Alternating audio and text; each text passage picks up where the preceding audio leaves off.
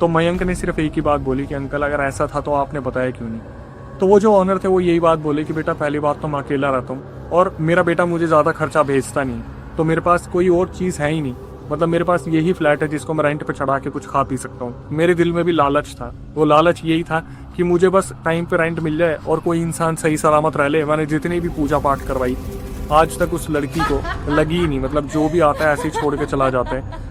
मुझे नहीं समझ आ रहा कि मैं कैसे तुम्हें सॉरी बोलूँ, लेकिन मेरे पास और कुछ भी नहीं है। तो वो जो ऑनर था वो डिपॉजिट वापस करता है और फिर उसी टाइम ये तीनों अपना सामान बांधते हैं और उसी शाम ये लोग वहां से निकल जाते हैं। मयंक ने बताया कि अक्षय भाई ये जो हादसा हुआ था ना, इस हादसे के बाद मतलब मैंने ये ठान लिया कि मैं किसी भी फ्लैट में ऐसे ही नहीं चला जाऊंगा।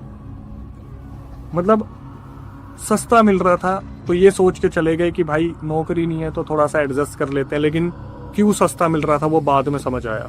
और ऐसे बहुत सारे फ्लैट होते हैं जो सस्ते दाम में मिल रहे होते हैं, जिसके बारे में आप पूछते नहीं, पता नहीं करते, सीधा चले जाते हो, क्योंकि आज के टाइम पे ऑनलाइन चीज़ें इस तरीके से आपके सामने ला दी जाती है कि उनकी इमेजेस इतनी अच्छी होंगी और इतनी अच्छी तरीके से दिखाया जाएगा, लेकिन जब आप वहाँ पहुंचोगे तब आपके पास और कोई ऑप्शन नहीं होगा, क्योंकि आपने कोई रिसर्च नहीं की। तो आप ये सोचोगे यार मैं यहीं रह लेता हूँ, कुछ टाइम की तो बात है, अब आ गया हूँ तो क्या ही करूँ।